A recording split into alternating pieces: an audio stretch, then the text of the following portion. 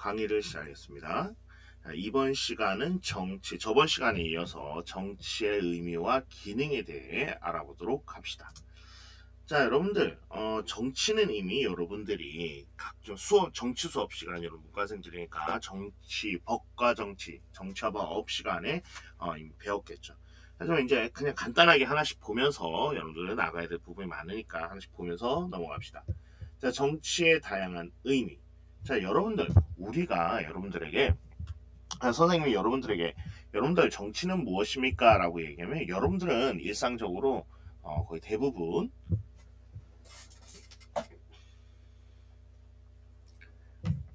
그러니까 국회에서 또는 정부와 국가와 관련된 일을 하는 사람들의 활동을 보통 정치다라고 얘기를 많이 합니다. 자, 그래서 그쵸. 그래서 일상적인 의미에서 여러분들은 사실 좁은 의미인데요. 이게 바로 좁은 의미의 정치를 여러분들이 얘기하고 있는 건데, 국가와 관련된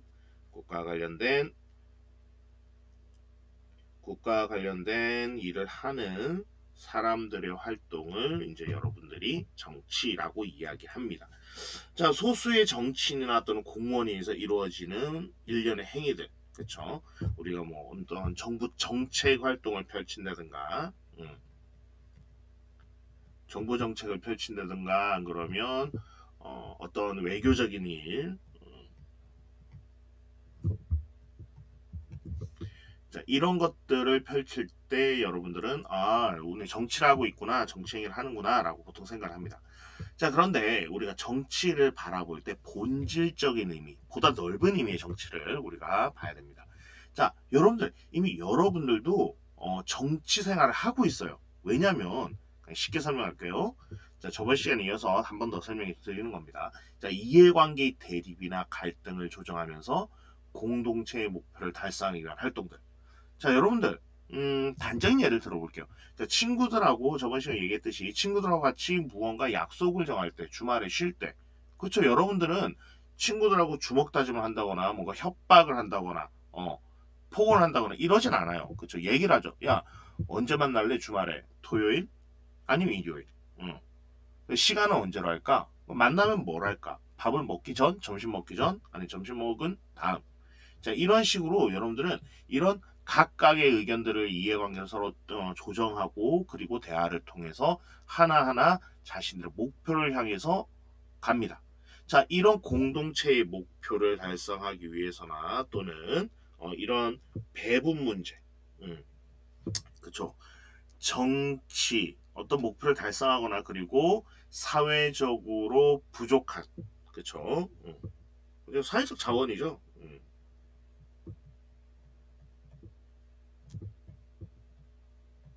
뭐라 그랬어 저번에 선생님? 부와 권력과 명예 같은 것들.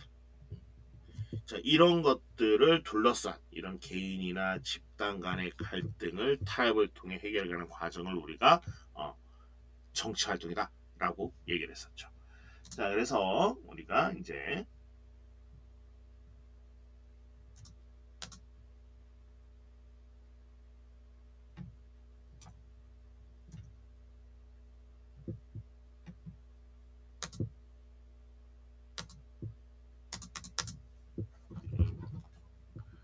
넘어가주세요.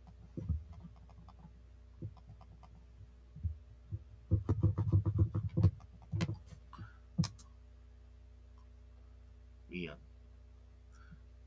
컴퓨터가 말을 안 듣네요. 자, 그리고 이제 우리가 문헌을 통해 본 정치의 의미.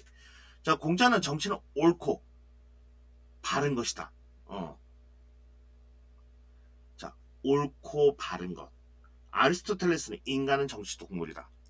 그리고 막스 베버는 정치란 권력의 세계에 참여하려고 하는 또는 권력의 분배에 영향을 끼치려고 하는 노력이다. 라고 이야기를 합니다. 자, 그래서 옳고 바른 것이라고 하는 것에 대해서 우리가 근데 맞아요. 이게 옳고 바른 것을 우리가 어떤 것이 옳고 바른 것인지 굉장히 논하기 어렵습니다. 하지만 이런 정치를 통해서 옳고 바른 곳으로 나가고자 한 거죠. 거기에 대해서 얘기를 한 거예요. 본질적으로. 그 다음에 이제 아리스토텔레스는 인간은 이런 정치적 이런 활동들을 통해서 서로 계속 대화를 하고 문제에 대해서 서로 논의하고 이런 것들을 통해서 인간임을 증명하고자 한 거죠. 막스웰은 좀 더 개운에 가까우니까 이런 권력의 세계의 권력의 분배를 통해서 어떤 식으로든 영향력을 행사하는 모든 것들이 다 정치활동이라고 얘기를 한 거예요. 자, 그래서 정치를 바라보는 관점들이 우리 크게 몇 가지가 있는데요. 자, 우선 첫 번째 국가 현상설부터 한번 보죠. 자, 정치는 국가 특유의 현상으로 국가와 관련된 일을 결정하는 사람들의 활동을 말한다고 얘기를 하고 있습니다. 자, 그래서 이런 질서. 그러니까 왜냐면 국가 특유의 현상, 국가와 관련된 일, 우리 앞에서 봤던 그렇죠. 좁은 의미의 정치를 얘기하는 거죠. 자, 국가 현상설. 그래서 좁은 의미의 정치가 잘 어울립니다. 이 내용은. 자, 정치는 국가 특유의 현상으로 국가와 관련된 일을 결정하는 사람들의 활동. 자, 그래서 이런 사회 질서를 유지하기 위해 물리적인 강제력을 사용한다. 그렇죠. 뭐 공권력이라고 그러죠. 우리가 공권력이라고 얘기를 하는데요. 두 번째는 이제 집단 현상. 자, 정치는 모든 사회 집단 활동에서 나타나는 현상으로 국가도 다른 사회 집단과 같은 존재로 봤다. 그렇죠. 정치도 역시 사회 집단의 한 가지 활동이죠. 그러니까 국가도 역시 다른 사회 집단하고 별로 다른 건 아니고 같은 거다. 집단의 이런 유지 활동을 위해서 하는 모든 것들과 비슷하다라고 바라본 현상입니다. 집단은. 자, 그래서 이제 그렇게 우리가 정치를 바라보는 국가 현상설과 집단 현상설, 하나는 이제 국가의 특유의 현상이라고 바라본 거고요. 하나는 다른 집단과 다를 게 없다라고 본 통상적인 것이라고 바라보면 됩니다, 여러분. 자, 그래서 이제 정치 기능. 그러면 여러분들 정치란 어떤 기능을 가지고 있느냐? 자, 일상생활과 밀접한 관련을 가지고 있죠.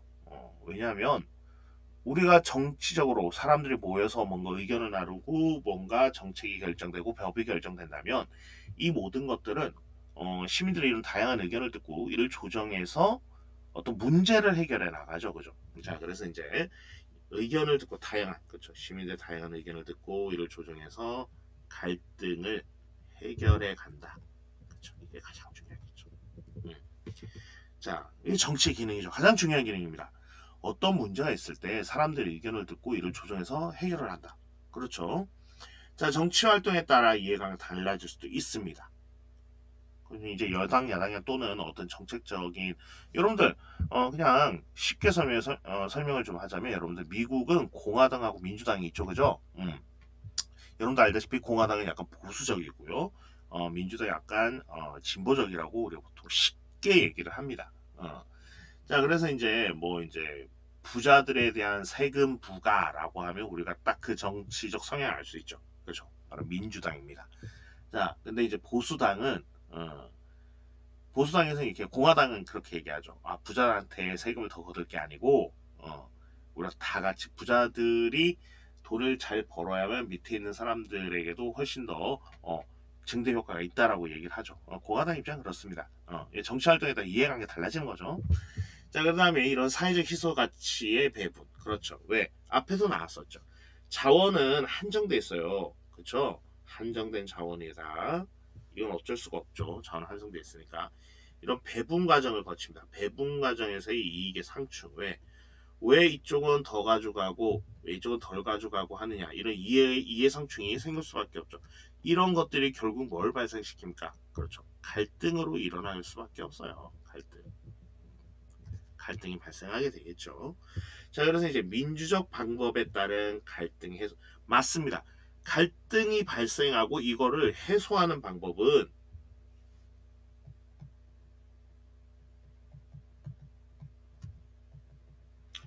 여러 가지 방법이 있죠. 맞아요. 무력도 가능합니다. 폭력적인 방법도 되고요.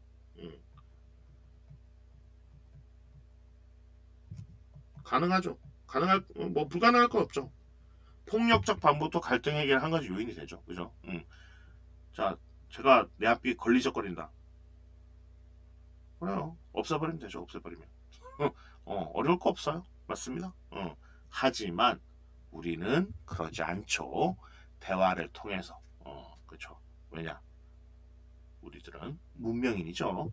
자, 민주적 방법에 따른 갈등 해소 방법도 있을 겁니다. 그렇죠. 맞아요. 여러 가지가 있죠. 아니, 뭐, 투표도 있겠고, 선거도 있겠고, 자, 대화. 많이 봤죠? 대화. 그렇죠. 얘기 나눠봐야죠. 양보라고 들어봤어요? 양보? 양보. 또는 동의,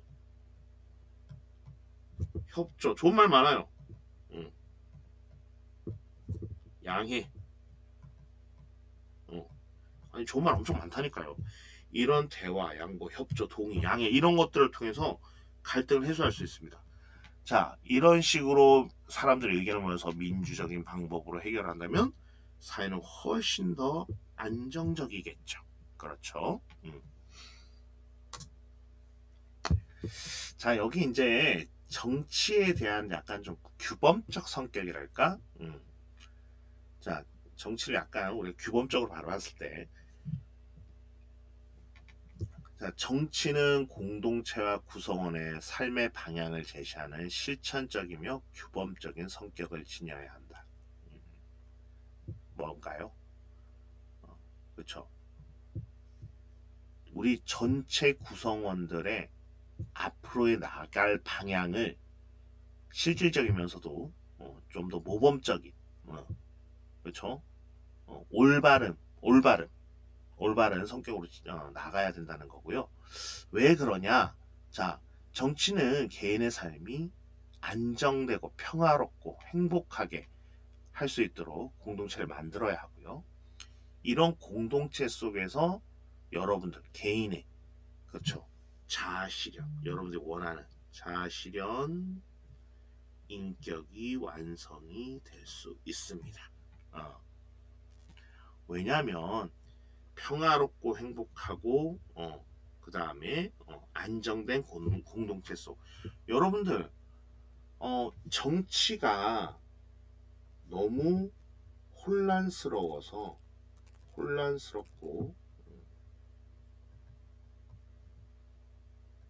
올바르지 못하다면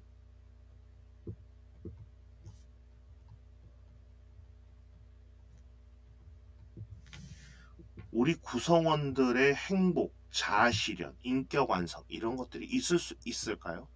자, 여러분들, 선생님은 우리나라 정치가 엄청나게 올바르다, 뭐 그렇게까지 생각하지 않습니다. 하지만 그럼에도 불구하고 우리나라 사람들은 우리나라 스스로 민주주의를 선택하고 그리고 그걸 실현하기 위해서 평화로운 방법으로 다들 활동을 했단 말이죠.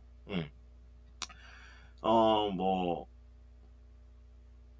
정치적으로 불안한 시기에 있는 나라들, 그 뭐 남미 쪽이나 아프리카 쪽에 정부가 너무 부정부패하고 제 역할을 할 수 있는 그런 제 역할을 할 수 없는 그런 국가들, 심각하죠. 심각합니다 정말.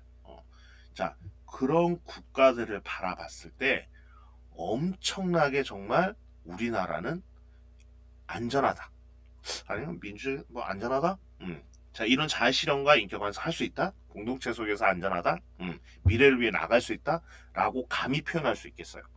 왜냐하면 하루하루 먹을 것도 없어서 먹을 걸 찾아다녀야 되고 다른 나라로 이런 뭐 정치적 불안감 이게 아니라 나의 생존을 위해서 떠나야 되는, 이민을 가야 되거나 아니면 탈주를 해야 되는 상황보다는 우리나라 훨씬 더 정말 훌륭한 나라로 볼 수 있겠죠. 자, 그래서 이런 정치 규범적 성격, 그리고 구성원들의 삶의 방향, 올바른 삶의 방향을 이끌어야 된다는 거예요. 정치란. 자, 그러면 이제 일상생활 속에서, 자, 여러분들 일상생활 속에서도 정치는 굉장히 중요합니다. 왜냐하면 아니 이런 정치적인 활동을 통해서 우리가 대학 입시 제도가 바뀌거나 아니 바꿀 것인가, 현행 제도 유지할 것인가, 이게 다 이런 문제들이 바로 우리 모든 사람들하고 다 직결되어 있어요. 그래서 어떻게 해야 됩니까? 아니 이거 학부모님들만 얘기할 건가요? 아니죠. 제일 당사자는 누굽니까? 맞아요. 사실 제일 당사자는 미래 대입을 치룰 학생들이에요. 학생들의 의견을 제일 많이 들어봐야 되겠죠. 자, 이 대학 입시제도 바꿀 건데요. 현행제도 유지할 거 아니면 확 바꿔볼까요? 바꾸면 어떻게 바꿔볼까요? 자, 여러분들 원래는 그 예전에는 이, 뭐르지? 선발고사? 대입 선발고사?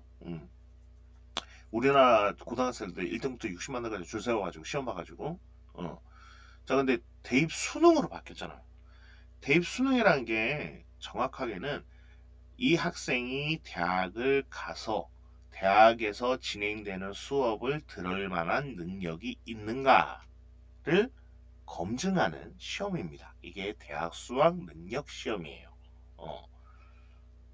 오늘날에 뭐가 약간 십몇 년이 지나다 보니 20년 가까이 지나다 보니 무언가 변질되어 듯한 모습인데 여하튼 대학 수학 능력 시험은 이 학생이 이 정도 능력이 돼서 대학에서 이 정도 능력으로 대학을 어느 정도에서 수업을 들을 수 있느냐 없느냐를 판별하는 시험이에요. 여하튼간 자 그러면 여러분들 대학 입시 제도를 바꿀 것인가 현행 제도를 유지할 것인가 그쵸 많은 사람들이 이해가 직결되어 있습니다. 여러분들 이게 수능 시험이 예를 드는 거예요. 그냥 학부생들 하고만 상관이 있느냐 한번 볼까요? 많은 사람들과 이해관계. 자 수능 시험이 우리나라 정말 전체에서 최고로 보안도 훌륭하고 난이도도 정말 끼깔내주고 정말 엄청납니다. 이거 시험 내는 거 보면요 여러분들 와 이게 엄청난 거구나. 수천 명에서 수만 명 수십만 명이 정말 이 날 하루를 위해서 고생을 합니다. 이 얼마 만인 거에 바뀌냐면요 이거 수능 입시 제도가 바뀌면 자 우선 우리 학생들 고3 학생들 당연히 밑에 있는 학생들 전부 다 하겠죠. 자 뭐가 다 바뀌는지 볼까요? 자 수능 시험이 입시 제도가 바뀐다 하더라 그러면 우리나라에 있는 고등학교 전체가 입시 제도가 바뀜에 따라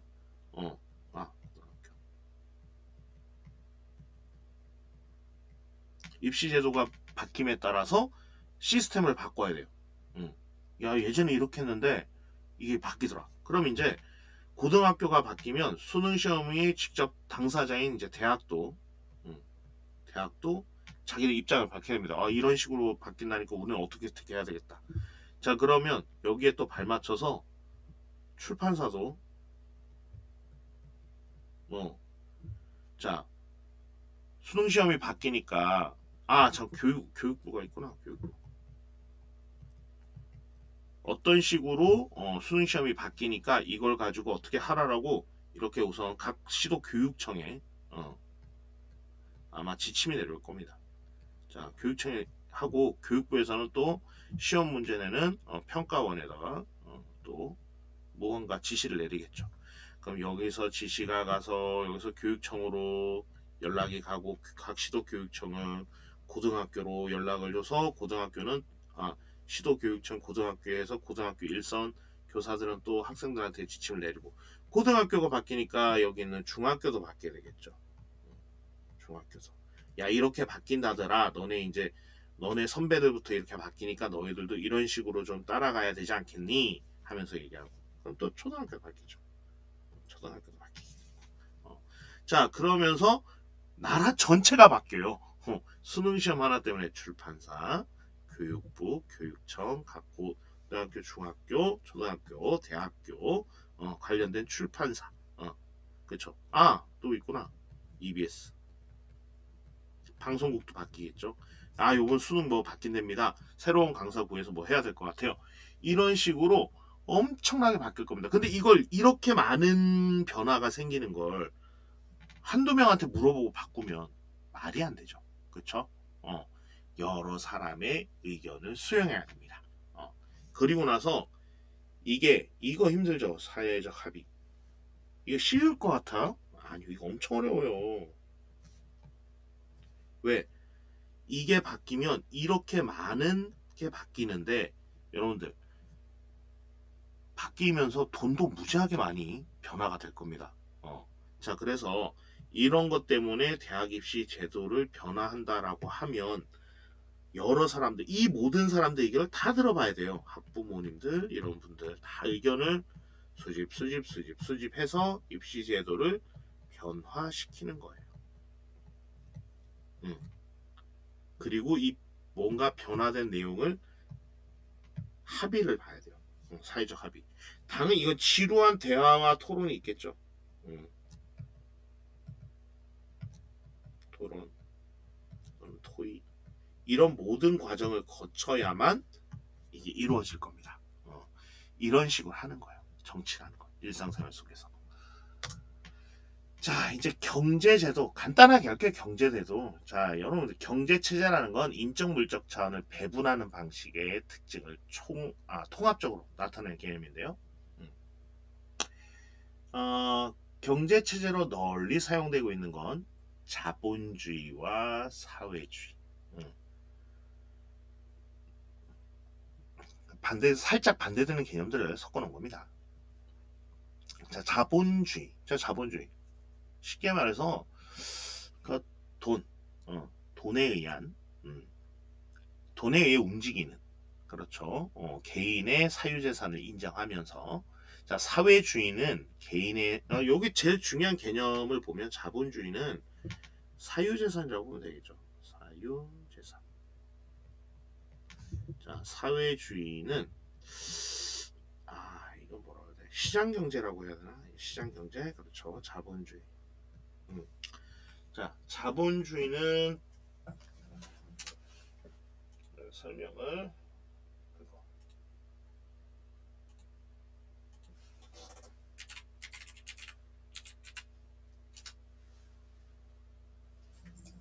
그렇죠. 어떤 재화의 사적 소유권을 개인이 가지는 자유의지를 인정하는, 그렇죠. 이게 기본적으로 인정되는 걸 우리가 자본주의라고 합니다. 사유재산 인정. 인정. 어떻게 인정? 네 건 네 마음대로 할 수 있다니까. 자, 사회주의는 근데 이게 아니죠. 사회주의는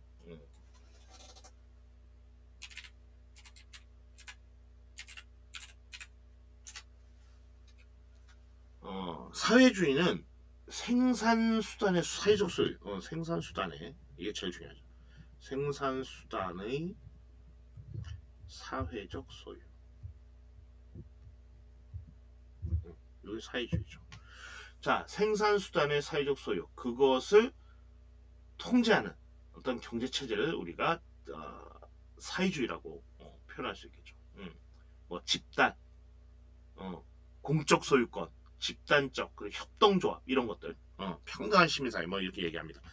자, 자본주의는 사유재산이죠. 그걸 내가 마음대로 사용할 수 있다. 사회주의는 생산수단의 사회적 소유라고 우리가 할 수 있습니다.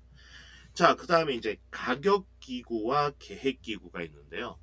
자, 여러분들 가격기구는 누가? 이게 쉬워. 수요와 공급이에요. 수요 앤 공급. 이게 어떻게? 가격을 형성하죠. 그렇죠. 계획기구는 수요와 공급조차도 계획을 합니다. 수요와 공급조차도 공급을 계획해요. 전체적인 모든 것들을, 경제를 다 계획합니다. 거의 불가능한 건데 하여튼 했어요. 그렇게 예전에.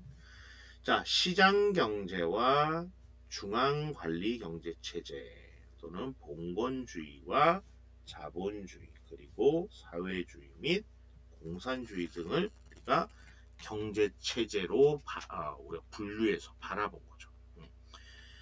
자,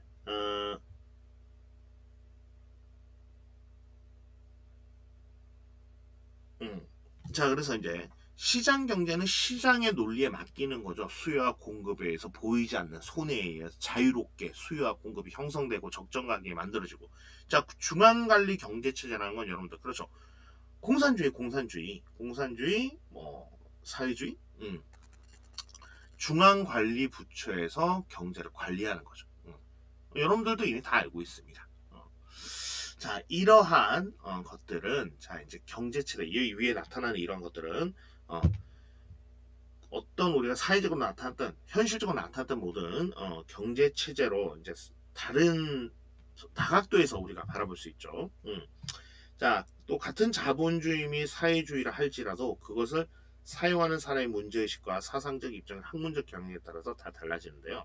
그러니까 호불호의 판단과 의미 내용은 달라지는 일이 많습니다. 왜냐하면 여러분들 자 보통 이제 우리가 다 잘 사는 나라들 유럽 같은 경우에는 우리가 다 자본주의 아니에요라고 하는데 정말 실질적인 자본주의를 하고 있는 건 중국 같은 선생님은 중국은 자본주의 그렇죠. 중앙관리 체제인데 공산주의인데요. 정치 체제는 경제는 완전 자본주의 같습니다. 왜냐하면 거의 리미트가 없어요. 뭐 돈을 벌기 위해서는 정말 뭐라도 다 합니다. 정말 리미트를 두지 않아요. 어떻게 정치는 공산주의를 하는 나라가 경제를 그렇게 끝판왕급 자본주의 끝판왕을 보여주는지 모르겠어요. 하여튼 우선은 그런 자본주의적 모습을 지니고 있고 그 다음에 또 유럽 선진국에서는 우리가 흔히 저기는 당연히 시장경제 자본주의 아닐까라고 하면 약간 중앙에서 통제를 하고 있는 뭐라 그럴까 자본주의긴 한데 사회주의까지는 아니고 국가적 소유하는 게 아닌데 몇몇 군데에서 사회주의적 모습을 보여주기도 해요. 뭐 국가에서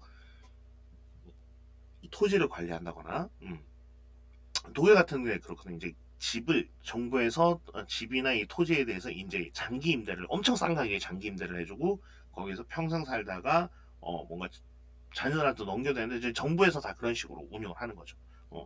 이런 식으로 이제 서로 사회적 경향에 따라 이런 내용이 달라지는 일도 많습니다.